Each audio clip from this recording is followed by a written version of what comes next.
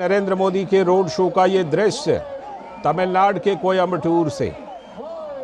तो प्रधानमंत्री का जो साउथ कनेक्ट है, प्रधानमंत्री का जो दक्षिण का दौरा है, उसमें ये प्रमुख राजनीतिक कार्यक्रम प्रधानमंत्री नरेंद्र मोदी का।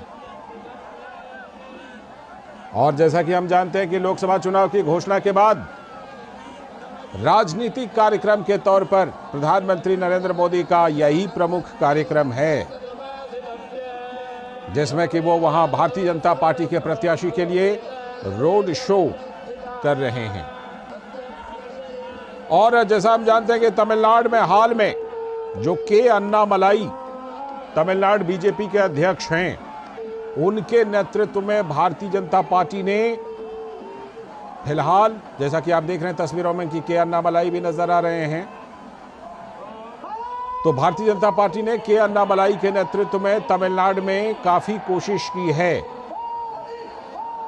भारतीय जनता पार्टी पूरी कोशिश कर रही है कि तमिलनाडु में अपनी जो राजनीतिक जमीन है उसे तैयार किया जाए और तमिलनाडु से लोकसभा की सीटें भी जीती जाएं। इसी सिलसिले में प्रधानमंत्री नरेंद्र मोदी इस समय कोयम्बटूर में है। और प्रधानमंत्री नरेंद्र मोदी का जो ये तमिलनाडु का दौरा है, ये बहुत खास है, क्योंकि पिछले 1.5-2 महीने में ही प्रधानमंत्री नरेंद्र मोदी 3 बार दक्षिण भारत का दौरा कर चुके हैं और हर एक बार उन्होंने तमिलनाडु में भी अपने कार्यक्रम को रखा है। इस नए साल 2024 की बात कर लेते हैं।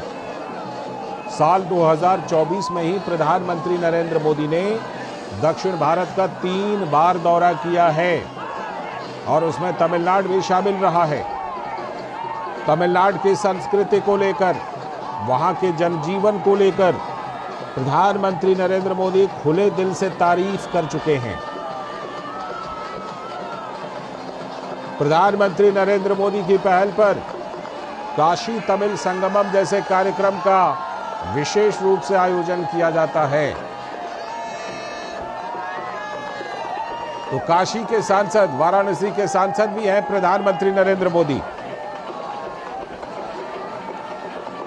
और तमिलनाडु की संस्कृति की खुलकर प्रशंसा करते हैं प्रधानमंत्री नरेंद्र मोदी।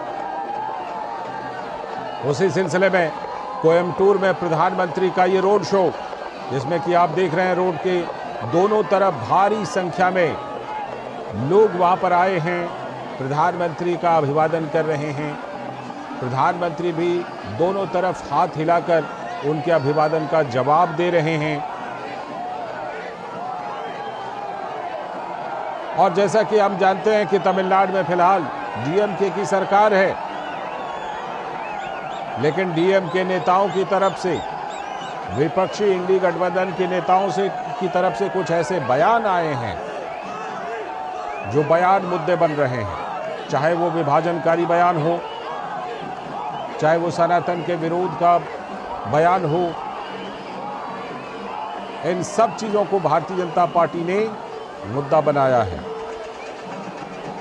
और भारतीय जनता पार्टी के कार्यक्रमों में, भारतीय जनता पार्टी के कार्यकर्ताओं में, नेताओं में जान फूंकने का काम प्रधानमंत्री नरेंद्र मोदी तो कर ही रहे हैं, लेकिन इसके अलावा के अन्नामलाई जो तमिलनाडु बीजेपी के अध्यक्ष हैं, उनकी तरफ से प्रधानमंत्री नरेंद्र मोदी और वो दोनों मिलकर वहां तमिलनाडु की जनता में जान फूंकने की कोशिश कर रहे हैं। और उसी सिलसिले में कोयम्बटूर में प्रधानमंत्री नरेंद्र मोदी की रैली हो रही है।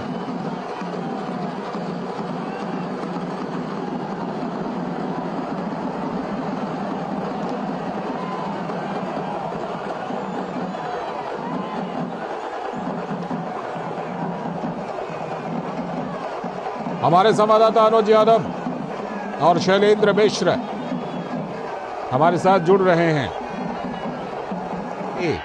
तो कोयम्बटूर सीट भारतीय जनता पार्टी की लिस्ट में होना स्वाभाविक है कि उसे भारतीय जनता पार्टी एक बार फिर से जीत सके?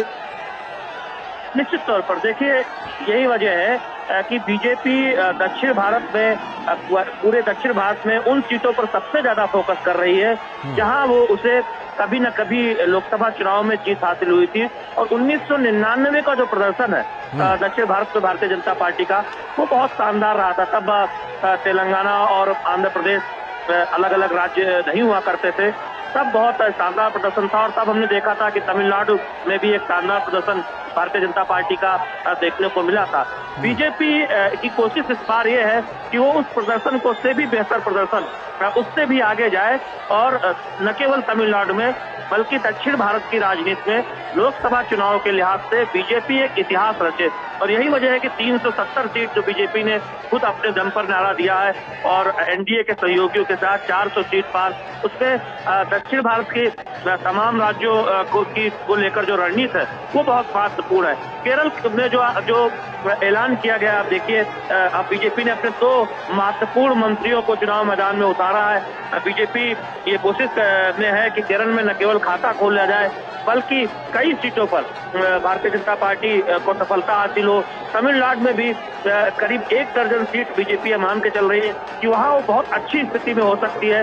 तो ऐसे में उन लोकसभा सीटों पर बहुत ज्यादा ध्यान देने का प्रयास किया जा रहा है। और हम दौरे देख रहे हैं प्रधानमंत्री नरेंद्र मोदी का, चुनाव के ऐलान से भी पहले आप देखें और चुनाव के ऐलान के बाद उन सीटों पर साफ तौर पर ज्यादा फोकस नजर आता है जहां भारतीय जनता पार्टी के लिए लोकसभा चुनाव में जीत की संभावनाएं काफी है, या बीजेपी ये मानकर चल रही है कि उस सीट पर भारतीय जनता पार्टी को जीत हासिल हो सकती है। इसकी एक वजह भी है, बीजेपी को लगता है कि वंशवाद की राजनीति पर जिस तरह से करारा प्रहार भारतीय जनता पार्टी और प्रधानमंत्री नरेंद्र मोदी कर रहे हैं, और बीजेपी एकमात्र ऐसी पार्टी है जिसमें वंशवाद नहीं है।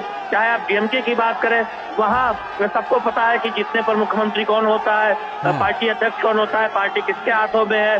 आप अगर बाकी राज्यों में अगर देखें तो वंशवादी पार्टियों के कुछ परिवार के नेता दरअसल विपक्षी दलों में एक तरह से पूरी पार्टी को नियंत्रित करते हैं। तो इस मुद्दे को बीजेपी बहुत जोर शोर से उठा रही है, चाहे वो तमिलनाडु हो या फिर तेलंगाना हो। दूसरी बात यह है कि करप्शन, भारतीय जनता पार्टी कहती है कि एक तरफ प्रधानमंत्री नरेंद्र मोदी की अगुवाई में सरकार है, पारदर्शी सरकार जिस पर कोई भी एक दाग नहीं है, जिससे एक मानक खड़ा किया है पारदर्शिता के मामले में, वही दूसरी तरफ ऐसी पार्टियां हैं जिन पर भ्रष्टाचार के तमाम गंभीर आरोप हैं उनके नेताओं पर।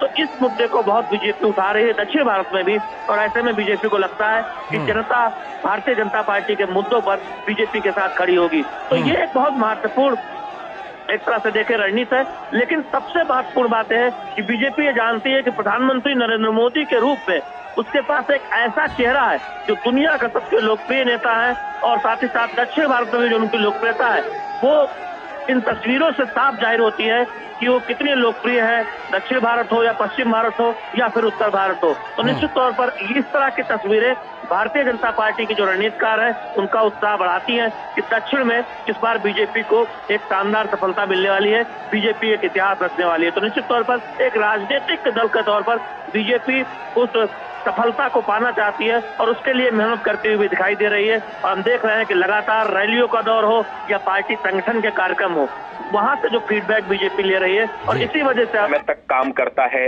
योजनाएं बनाता है। तो सबसे बड़ी बात यही है कि दक्षिण भारत में राजनीति का इस बार रूप भी बदलेगा, स्वरूप भी बदलेगा। और जिस तरीके से क्षेत्रीय दलों से लगातार उत्तर भारत के अंदर मोहभंग हुआ है जनता का, भ्रष्टाचार के चलते, वंशवाद के चलते, शायद इस बार दक्षिण भारत की जनता ने भी ऐसा ही कुछ सोचा है इन लोकसभा के चुनावों में। लालचंद्र, बिल्कुल, भारतीय जनता पार्टी तो जरूर इस तरह का उम्मीद कर ही रही है और कोशिश भी कर रही है। शैलेंद्र, जिस तरह से तमिलनाडु के इस बार समीकरण हैं, डीएमके वहां पर सत्ता में है, तो जाहिर सी बात है कि एंटी इनकम्बेंसी भी एक फैक्टर बनता है। ऐसे में भारतीय जनता पार्टी के लिए वहां पर एक अच्छा स्कोप खुल रहा है। जब वहां बाकी दलों की स्थिति को देखें और भारतीय जनता पार्टी की कोशिशों को देखें तो ऐसा लगता है कि वहां पर एक ठीक ठाक भारतीय जनता पार्टी के लिए इस बार स्कोप खुल रहा है। निश्चित तौर पर देखिए लालचंद्र, डीएमके सत्ता में है और बीजेपी को लगता है कि डीएमके के खिलाफ एक माहौल है, और दूसरी तरफ एआईडीएमके उतनी मजबूत स्थिति में नहीं है। तो ऐसे में भारतीय जनता पार्टी को ये लगता है कि वो के सामने और उसके प्रदेश अध्यक्ष के अन्नामलाई और प्रधानमंत्री नरेंद्र मोदी की लोकप्रियता जिस तरह से दिख रही है तस्वीरों में, तो निश्चित तौर पर उससे भारतीय जनता पार्टी को काफी फायदा होगा। बीजेपी ये जानती है कि वो कर्नाटक जैसे राज्यों में पहले से ही बहुत मजबूत है, लेकिन अगर केरल और तमिलनाडु में भी भारतीय जनता पार्टी खाता खोलने के साथ साथ कुछ और सीटों पर अगर चुनावी सफलता हासिल करने में कामयाब होती है, तो वो बीजेपी के लिए एक तरह से दक्षिण भारत की जो रणनीति है उसमें एक बहुत महत्वपूर्ण एक तरह से देखिए उस पर सफलता बीजेपी को हासिल होगी। और यही वजह है कि आप देखिए, जब राम जन्मभूमि प्राण प्रतिष्ठा 22 जनवरी को कार्यक्रम होना था, उससे ठीक पहले हमने देखा कि देश भर में तमाम प्रमुख जगहों पर प्रधानमंत्री नरेंद्र मोदी जा रहे थे। कन्या किस तरह से वो रामेश्वरम गए और तभी से लगातार प्रधानमंत्री कई बार हम देख रहे हैं कि दक्षिण भारत के दौरे तो कर ही रहे हैं, लेकिन तमिलनाडु पर खास तौर पर फोकस कर रहे हैं। इससे पहले हमने देखा कि तिरुनेलवेली में उन्होंने एक बड़ी जनसभा की थी चुनाव के ऐलान से पहले, और लगातार दक्षिण भारत के दौरे पर जाना, खासतौर पर तमिलनाडु और केरल के में तमाम उन सीटों पर भारतीय जनता पार्टी का फोकस ये बताता है कि बीजेपी कितनी गंभीरता के साथ दक्षिण भारत में जो उसकी संख्या है लोकसभा सीटों की जीत की, उसको बढ़ाने के लिए अपनी रणनीति पर काम कर रही है। और यही वजह है कि पिछले 3 महीनों में देखे, जैसा कि हमारे सहयोगी अनुज बता रहे थे, मैं तो कहूंगा कि अगर आप विकास योजनाओं पे फोकस के लिहाज से देखें तो पूरे 10 वर्षों में दक्षिण भारत पर एक विशेष फोकस रहा है। और यही वजह है कि तमाम योजनाओं को बहुत स्पीड से जमीन पर उतारा गया है। और प्रधानमंत्री अक्सर ये कहते हैं कि उनकी सरकार योजनाओं का शिलान्यास भी करती है, लोकार्पण भी करती है। और यही वजह है कि हम देख रहे हैं कि वो एक विश्वास पैदा हुआ है भारतीय जनता पार्टी के कार्यकर्ताओं में कि तमिलनाडु में न सिर्फ खाता खुलेगा बल्कि उससे कहीं ऊपर सीट संख्या मिलेगी। और आप देखिए, तमाम जो सर्वे, तमाम एक तरह से जो राजनीतिक समीक्षक ये मानते हैं इस बात को कि भारतीय जनता पार्टी की मत प्रतिशत में खासा इजाफा होने जा रहा है। तो निश्चित तौर पर बीजेपी को लगता है कि न केवल मत प्रतिशत में इजाफा होगा बल्कि सीटों के लिहाज से भी भारतीय जनता पार्टी के लिए बहुत उत्साहवर्धक परिणाम एक तरह से पार्टी के न केवल विस्तार के तौर पर, पार्टी के संगठन के मजबूती के तौर पर, बल्कि जनता का समर्थन भी हासिल होगा, ऐसा भारतीय जनता पार्टी उम्मीद कर रही है, दावा कर रही है। और इसकी वजह यह है कि बीजेपी को लगता है कि जिस तरह का कनेक्ट प्रधानमंत्री नरेंद्र मोदी का तमिलनाडु की, दक्षिण भारत की जनता से हाल के वर्षों में दिखा है, वो अभूतपूर्व है। और ये कोई कारण नहीं कि भारतीय जनता पार्टी को एक बेहतर सफलता इन राज्यों में न मिले। और ये तस्वीरें भी काफी हद तक उस बात को बयां करती है। और जरूर भारतीय जनता पार्टी के जो रणनीतिकार हैं, जो बाकी शीर्ष नेता हैं, उनके उत्साह को बढ़ा रही होंगी। लालचंद, बिल्कुल, और उस उत्साह को हम लोग टेलीविजन स्क्रीन पर देख रहे हैं कि किस तरह से वहां पर लोगों में गजब का उत्साह है। लोग किस तरह अपने प्रिय नेता को देखने के लिए, उनसे अभिवादन करने के लिए किस तरह वहाँ देखिए किस तरह रोड के दोनों तरफ खड़े हैं। अनुज, प्रधानमंत्री नरेंद्र मोदी ने आज खास तौर पर वहाँ पर एक मुद्दा उठाया और कहा कि ये जितनी भी माताएं हैं, बहनें हैं, बेटियां हैं, जो शक्ति हैं, उन शक्ति की मैं पूजा करता हूँ। प्रधानमंत्री नरेंद्र मोदी कहीं ना कहीं जो नारी शक्ति है, नारी शक्ति के लिए प्रधानमंत्री नरेंद्र मोदी की सरकार ने जो किया है, उन सब चीजों को लेकर के एक स्पेशल कनेक्ट कर रहे हैं। देखिए लालचंद्र, सबसे बड़ी बात है, चुनाव का समय है, चुनाव का माहौल है, आरोप प्रत्यारोप की राजनीति बिल्कुल होनी चाहिए, चलती है, और इस बार भी ऐसा देखने को मिल रहा है।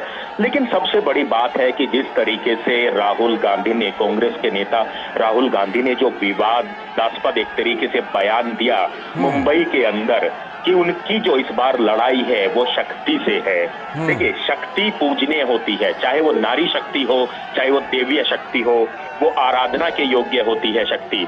प्रधानमंत्री नरेंद्र मोदी ने आज तेलंगाना की रैली